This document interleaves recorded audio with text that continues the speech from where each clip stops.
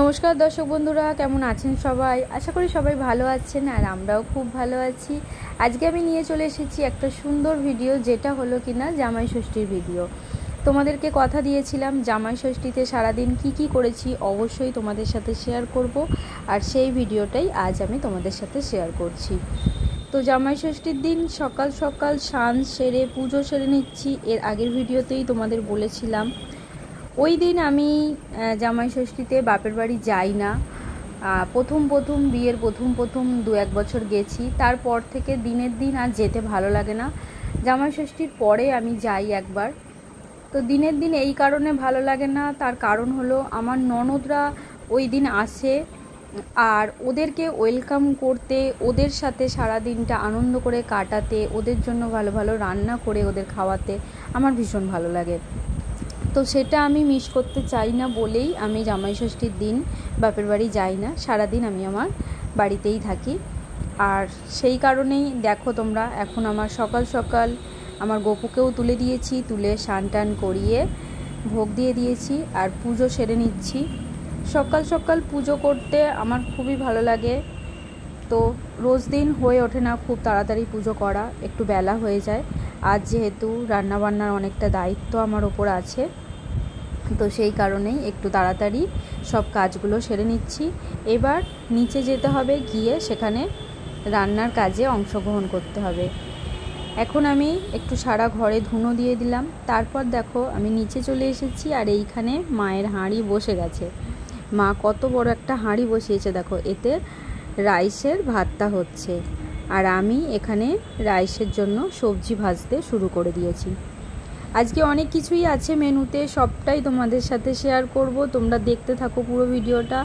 এখানে দেখো আলু ভাজার জন্য আলু সিদ্ধ করে রাখা আছে, এখানে ডাল সিদ্ধ করে রাখা আছে, এগুলো সব মা আগে থাকতে রেডি করে রেখেছে।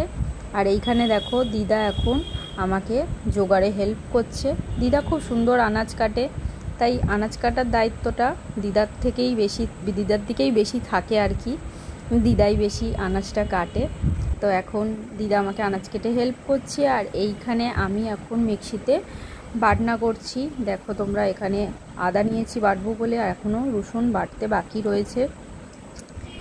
আর সাথে আমার পুচকি মেয়ে মিঠাই সোনা আমার একটু ভিডিও তুলে দিচ্ছে আমার বাটনা করার। দেখো আদা বাটা আমার হয়ে গেছে, এবার রসুনটা বাটবো। মিঠাই বলছে দেখাও মা কেমন আদাটা বাটলে। আর এই দিকে আমি ফুলকপি আলু চিংড়ি মাছ দিয়ে তরকারি বসিয়ে দিয়েছি, আর ভাজাভুজিও আমার প্রায় কমপ্লিট। খুব বেশি ভাজাভুজি করি না, কারণ জামাইবাবু খুব একটা ভাজাভুজি খেতে পছন্দ করে না, ওই জন্য অল্প কিছুই করেছি। এখানে বাপি ভালো ইলিশ মাছ পেয়েছিল, তাই ইলিশ মাছ নিয়ে এসেছে, ইলিশ মাছের ঝাল হবে। এখানে চাটনি আমার অলরেডি হয়ে গেছে, তেল গরম বসিয়ে দিয়েছি মাছ ভাজবো বলে। তো এখন দেখো তোমরা, ইলিশ মাছের আমি একদম সিম্পল তেল ঝাল করছি টমেটো কাঁচা লঙ্কা দিয়ে। আর দিদিরা এসে গেছে, এখানে দিদিরা মিষ্টি এনেছে, সেটা আমি তোমাদেরকে দেখাচ্ছি। জয়গুরুর মিষ্টি এনেছে। জয়গুরুর মিষ্টি তোমরা যারা ধুলাগড়ে থাকো তারা জানবে, ভীষণ টেস্টি। জয়গুরুর দইও খুব টেস্টি, ভীষণ ভালো লাগে আমাদের জয়গুরুর মিষ্টি খেতে। আর এখানে রয়েছে গাছের আম, এটা হলো দিদিদের গাছের আম। তো এখানে এখন চিকেন আমি বসিয়ে দিয়েছি, চিকেন কষা প্রায় কমপ্লিটের দিকে।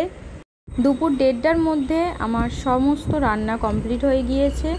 আর এই যে আমি বাচ্চাগুলোকে খাবারও দিয়ে দিয়েছি। এখন বাচ্চাদের যদি ফ্রায়েড রাইস চিকেন হয় তাহলে ওদের আর অন্য কিছু লাগে না। আর এইখানে দেখো মা এখন ভাতের থালা নিয়ে দাঁড়িয়ে আছে, জামাইবাবুর জন্য ওয়েট করছে, মানে জামাইবাবু হাত ধুতে গেছে, তো জামাইবাবু এসে চেয়ারে বসলে মা থালাটা ধরে দেবে, সেটাই ওয়েট করছে।